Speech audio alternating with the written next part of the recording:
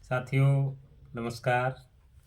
आज फिर मैं एक नया प्रेरक प्रसंग लेकर के आपके समक्ष उपस्थित हूँ। जिन श्रोताओं ने मेरे चैनल को अभी तक सब्सक्राइब नहीं किया है वो सब्सक्राइब जरूर करें। साथियों, आज की जो कहानी का टाइटल है वो है बुजुर्गों की महिमा, बुजुर्गों का महत्व। होता अक्सर ये है कि हम बुजुर्गों को, वयोवृद्ध व्यक्तियों को इग्नोर कर देते हैं, जबकि बुरे वक्त में वो हमारे लिए पहाड़ की ओट बन करके हमारे साथ खड़े होते हैं। ऐसा ही एक किस्सा था। एक बार एक लड़का और एक लड़की थी, दोनों में प्रेम हो गया। दोनों आपस में अपना जीवन व्यतीत कर रहे थे और वो प्रेम उन्होंने शादी में परिवर्तित करने का या बदलने का निर्णय कर लिया। मित्रों, जब ये बात लड़का लड़की के पेरेंट्सों तक गई तो लड़की के पेरेंट्सों ने मना कर दिया कि हम शादी नहीं कर सकते। उन्होंने एक शर्त लगा दी, यदि शादी भी करनी है तो कि शादी में जो बारात आएगी उस बारात में एक भी बुजुर्ग आदमी नहीं होना चाहिए। मित्रों, ये बात जब लड़के के पेरेंट्सों तक पहुंची तो एक बार तो उन्होंने भी मना कर दिया कि ये कौन सा तरीका है कि बारात में बुजुर्ग नहीं आएंगे। लेकिन बेटा, हमारी तो बात यह है कि आपकी खुशी में ही हमारी खुशी है।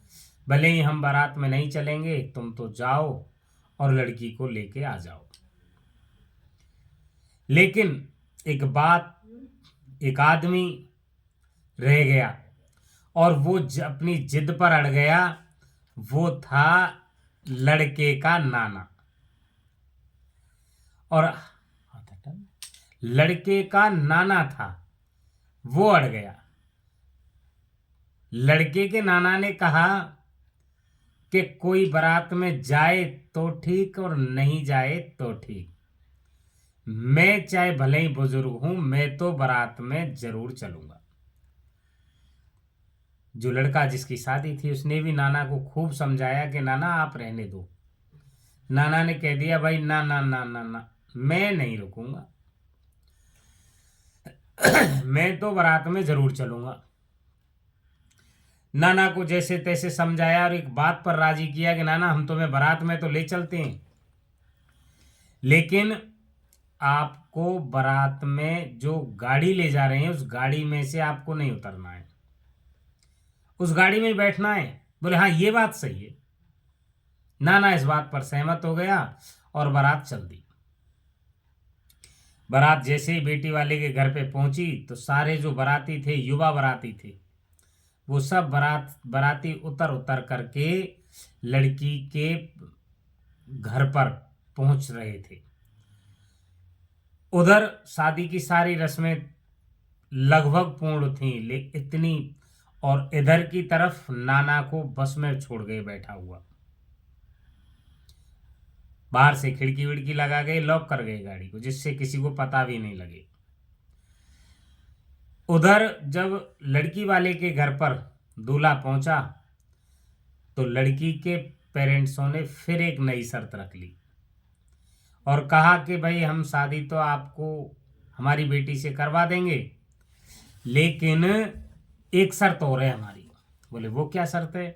बोले हमारे गांव के पीछे एक नदी बहती है, उस नदी में पानी है, जितना उसमें पानी है उस पानी की जगह पर आपको दूध बहाना है।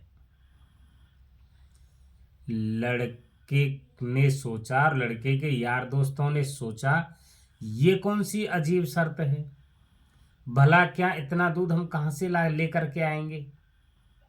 ये तो कोई शर्त नहीं है, आपको शादी करने की इच्छा नहीं है। खूब लड़की के पिता को समझाया कि ऐसा करना आपका गलत है, आप हमारे लिए अपनी लड़की का हाथ दे दो। पर लड़की का बाप अपनी जिद पर अड़ गया। बोले नहीं, दूध की जगह पर, पानी की जगह पर दूध बहाना है, तभी मैं लड़की के फेरे दूंगा। इस बात को सुन करके बोले ना तो इस तरीके की व्यवस्था हो सकती, इतना दूध हम कहाँ से लाएंगे। और वो बारात वापस लौट गई। बारात वापस लौटते ही जैसे ही उस बस के पास पहुंची, नाना को जगाया। नाना वहां सोया हुआ था। नाना से कहा गया, नाना खिड़की खोलो अंदर से। नाना ने कहा कि भाई इतनी जल्दी आप बारात लेकर के वापस लौट आए, लड़की कहाँ है। बोले नाना वो तो शादी कैंसिल हो गई। बोले क्यों कैंसिल हो गई। बोले शादी इसलिए कैंसिल हो गई कि उन्होंने एक नई शर्त रख दी। बोले वो क्या शर्त है। बोले शर्त यह है कि नदी में पानी की जगह पर दूध बहना चाहिए। बोले अच्छा। बोले ये तो बहुत आसान काम है। लड़का ने सोचा ये इतना आसान काम है नाना, हमें तो इतना बड़ा काम लग रहा है और तुम्हें इतना बड़ा काम इतना आसान लग रहा है। बोले बेटा ये बहुत आसान काम है, आप जाइए और वापस लड़की के पिताजी के पास जाइए और लड़की के पिताजी से कहिए कि हम दूध का इंतजाम कर रहे हैं, आप नदी में से पानी को खाली कराओ। ये बात सुन करके लड़का और उसके साथी वहां पर गए।